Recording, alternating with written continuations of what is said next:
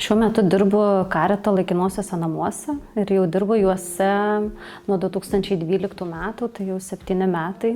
Laikinieji namai tai vieta žmonėms, kurie neturi gyvenamosios vietos, teikiame apgyvendinimo paslaugą su kitomis socialinėmis paslaugomis.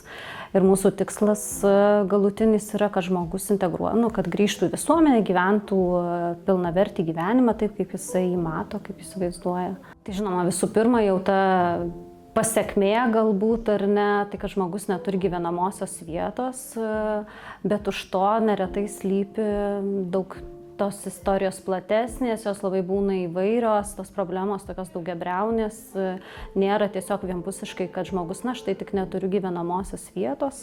Jeigu klausiant žmogaus istorijos nuo jo, nežinau, nuo to, kaip jisai pateko į tą sudėtingą situaciją, tai dažnai žmogus papasakoja daug skaudžių įvykių. Yra jų sėkmės istorijų ir jų nėra taip mažai. Nėra tiek daug, bet kiekvienas žmogus tokiu atveju yra labai svarbus, ar ne?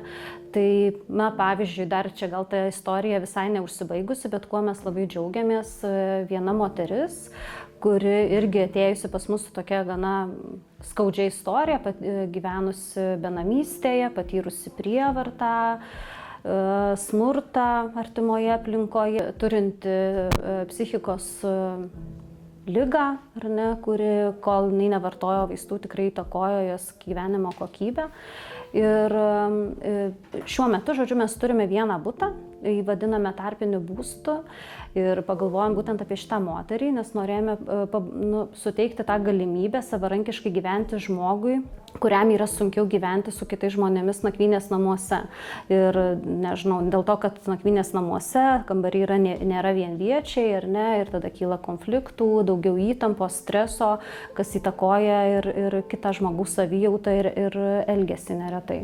Ir štai jinai dabar gyvena tam bute, jinai dirba, jau baigė dabar įsimokėti įsiskolinimus, jau dabar yra susitarimas, kad dar jinai čia 3 mėnesius pagyvens, pasitaupys ir įsikels savarankiškai gyventi. Ir tas pokytis, jis toks mus net nustebino. Mes taip tikėjomės, tą darydami, mes tikėjomės, kad taip paveiks gerai tą žmogų, bet kaip suteiktas būstas, tiesiog saugi gyvenamoji vieta, kaip paveikė, tai turbūt, gal nežinau, taip labai buvo nuostabu ir gera matyti, kaip tai žmogui padėjo. Ta situacija ir pagerėjusi. Žmonės rūpinasi, žmonės neretai skambina, kad štai prie mūsų namų, tarkim, dabar yra benamis atsirado ir ten jo kažkokią istoriją išgirdo ir nori žmogui padėti. Neretai ne tik tai, kad paskambina ir pasako, kad ateikit ką nors padaryti, bet dar ir patys žmonės įdeda kažkokių pastangų, nežinau, palydi, pavyzdžiui, iki mūsų, ar nepasidomi, kaip jiems sekėsi, pasidomi ir gal kažkuo galėtų dar padėti. Tai man atrodo, tas labai gražu. Aišku, yra ir to tokio stereotipinio požiūrio į tą benamį žmogų ir nežinau, dar gal kurį laiką jo bus.